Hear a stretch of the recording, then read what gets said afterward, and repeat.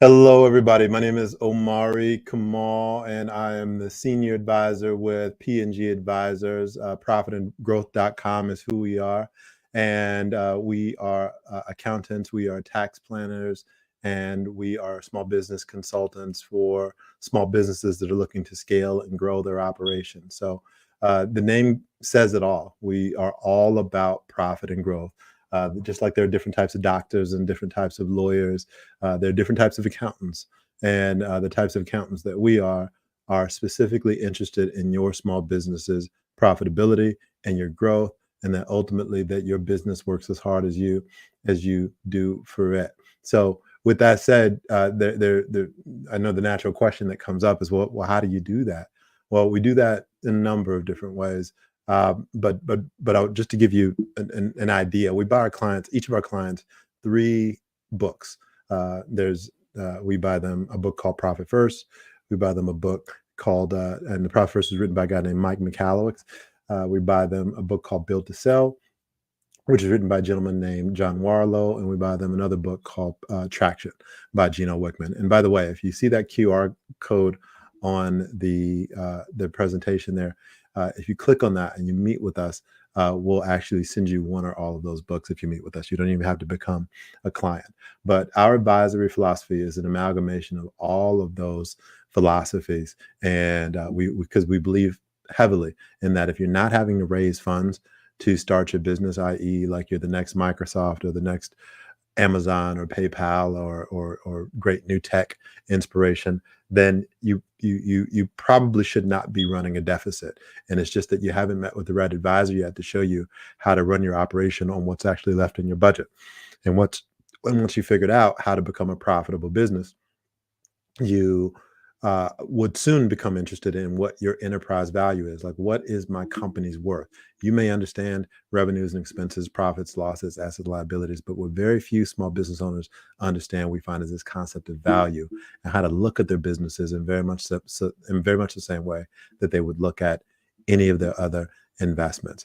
And our work, our service is very squarely built around that. And so, that said, the subject of today's conversation is taxes. We're starting to get those calls. Hey, what do I need to do to get myself ready for the end of the year? What do I need to organize? What paperwork do I need to be gathering? How do I minimize my tax liability? I'm thinking I might owe a little bit or more than a little bit this year. How do I get that number down? Okay. So what we say is, we say a few things about this, and that's really the subject of this whole conversation. Hopefully, I want to give you a few tips and a few clues and hints and strategies for how to not just get your taxes down for this year, but to get them down ongoingly. Okay, so you see the tagline there: tax planning versus tax preparation. So one of the things that we tell our clients is that we are not tax preparers. We prepare taxes, but that's not who we are. We are tax advisors. We are tax planners. We like to engage in tax planning. And what our clients or prospective clients will ask us oftentimes is, well, what's the difference? And what we very glibly say is, what the difference between tax planning and tax preparation is December 31st. What do we mean by that? What we mean is that before December 31st, there's a whole world of what we can do to effectively plan for your taxes. But after December 31st, all we can do and all anybody can really do is prepare for your taxes. Okay. So once you get that part, you can start to get the second part. And the second part is that, and this sort of shocks our clients, prospective clients, but we ask them to bear with us. And what we say to them is that we don't actually have a problem with you paying taxes. And they say, well, hold on. I thought that your job was to make sure I pay as little as possible in taxes. And I said, don't get me wrong. I absolutely don't want you to pay a penny more in taxes than what you should. In fact, wherever that line is, I'm uh, absolutely intent on getting as close to that line as possible without crossing it. But with that said, if we've gotten as close to that line without crossing it, and we can't find any more deductions for you, I don't have a problem with you paying taxes. Why do I say that? Well, I say it for a few reasons. Number one, what I find is that a lot of times people are so intent on not paying money in taxes that all that energy that they spend thinking about now how to pay taxes, they're not spending that energy on figuring out how to make money. My philosophy is this: if we're in a position where we're having to figure out how to get your tax liability down, what that says to me is that you're making money, and that the priority needs to be us focusing on how to grow that revenue, how to grow those profits, as opposed to figuring out how to reduce your taxes. Don't get me wrong, we focus we worry about that, we attend to that, but we want to pay as much attention as growing revenues, as growing profits as we do on paying taxes. And you have to consider those things all at the same time in order to make an effective set of intentions. Okay. So I don't have a problem with you paying taxes, because it is perfectly feasible that you will make so much money and you would have taken every deduction imaginable and you're still at a point where you're profitable. We can live with that so long as, again, we planned for it. I don't have a problem with you paying taxes.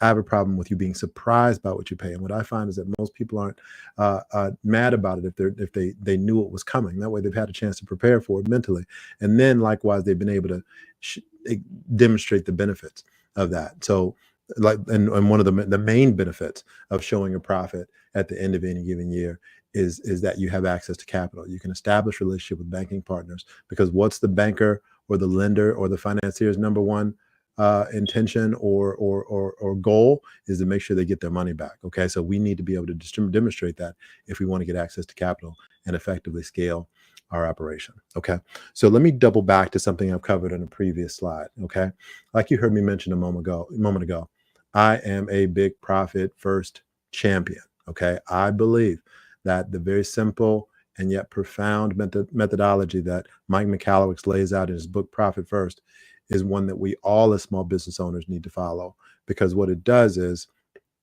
it forces us to not think about profit as an afterthought anymore. We take our profits first, we hide it from ourselves. We pay ourselves, we hide it from ourselves. But what Profit First doesn't get near enough credit for, that I believe it should get credit for, is the absolutely amazing tax planning philosophy that it espouses. So what it also recommends, after you take your profits, after you've paid yourself, because now you're taking your profits and you paid yourself, but what do we know about that? If you've paid yourself money and you've taken your profits out, you know you're going to have to pay taxes on that. Now, without getting into the weeds of how to minimize those taxes, what Mike Michalowicz suggests is that you come up with some estimate for what you might have to pay, the operative word being might have to pay, and you put that into an account and you hide that from yourself as well. And you focus on whatever's left, which is your operating expense budget. You focus on making your business work on what's left. And what ends up happening is that, A, you figure out how to make your business work on what's left. But two, when it comes time to review your tax situation, all that money is sitting over there in that account that you hid from yourself. So if you ultimately determine that, yeah, I want to apply for that small business line of credit, I want to buy that mortgage, I want to buy that car, I want to partner with somebody, and I need to be able to show a set of financial statements that show that my business is profitable and scalable, I don't have to worry about that anymore. I can pay it because I've been planning for it and saving for it all along. So, with that said, like I mentioned to you before, I am absolutely intent on getting you the lowest tax obligation that you possibly can. But I believe that if you plan for profits and you plan to pay yourself properly and you plan for your taxes, that conversation has become a much easier, less panicked process. And by the way, let me say something about that too. Planning for processes is just that. It's a process. It's not anything. If anybody comes at you with silver bullet tax strategies, the Trump plan, whatever they tell you, run as fast as you can. Planning for taxes is not a thing you do.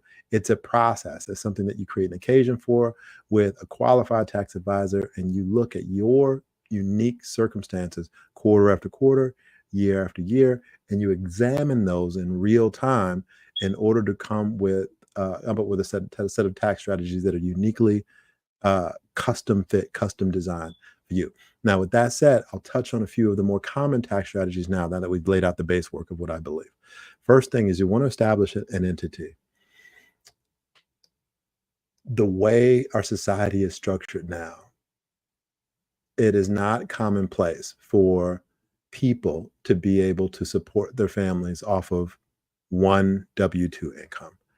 Everybody, almost everybody, let me say it that way, almost everybody, certainly working class individuals, have to have some type of a business, a side hustle, something else that they're exploring, because the way people are being paid nowadays and what things cost, it is absolutely impossible to maintain your family, much less, or even yourself, on what people are being paid for the most part. So you have to have some alternative source of revenue there. And with that, you also want to make sure that your LLC, your S corporation, your what have you is set up. We're partial to LLCs and S corporations.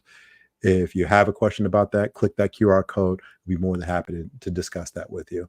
And once you have your entity, what you'll find once you do your research, once you speak with a qualified tax advisor, is that you can deduct almost anything. One of the things I joke with people about is that, look, my wife is an attorney, I'm an accountant. Guess what date night is for us? Business dinner. You better believe it. Same thing with trips, same thing with commuting. The IRS gives us a tremendous amount of grace for deducting these things that we typically wouldn't be able to deduct if we didn't have an entity, if we didn't have a business, even if it's on the side. Okay.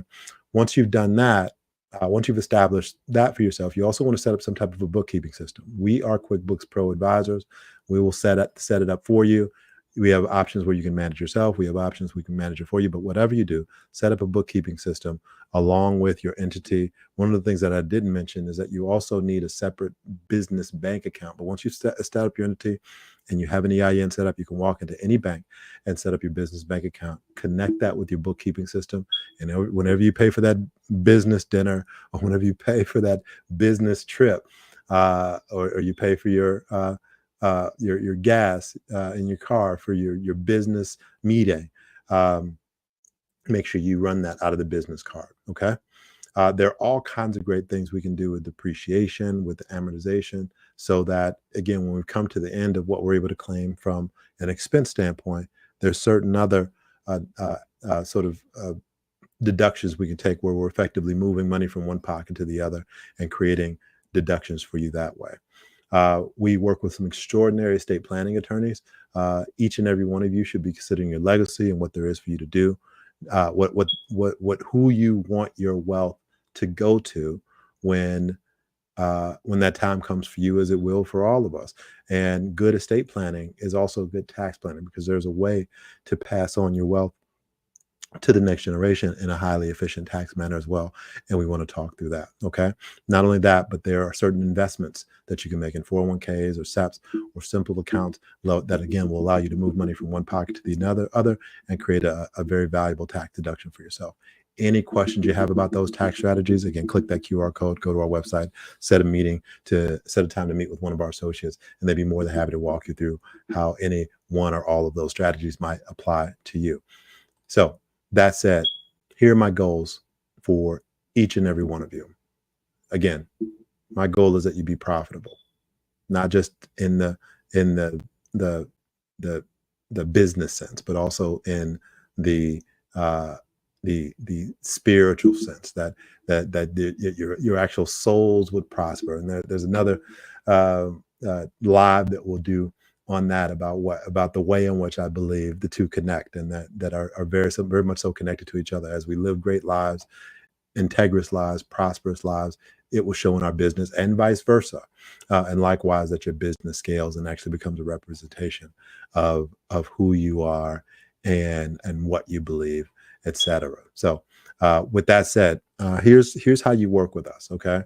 If you are a small business owner, there's one way to work with us. If you are a solopreneur, there's another way to work with us. If you are a business owner, we will keep your books. We'll help you plan for taxes. And again, we'll help you implement the Profit First method as well as the Value Builder method. If you are a solopreneur, we have 3 different packages. Even though we hate to do it, we'll prepare your taxes if that's all you need from us. We can help you plan for taxes, which means we meet once a year before the end of the year, and we make sure that all of the effective mechanisms are in place to make sure that you're not paying a penny more in taxes than what you should.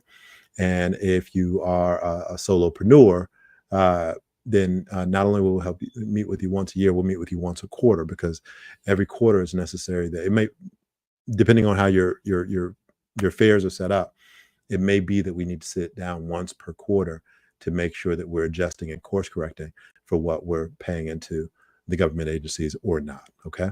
So Um, with that said, the last option is that you might be a partner. You might be a banker or a financial advisor or an insurance agent or an attorney watching this. And if you'd like to partner with us, we'd love to partner with you as well. We love to give referrals as much as we get them. And we do have a partnership affiliate program where we can share in our fees with our partners as well. So if you'd like to participate in that, we'd love to see you. So with that said, thank you for tuning in to this live cast with us on tax planning versus preparation. Anything you need at all, just click one of those links and we'd be happy to meet with you. Okay. Talk to you soon.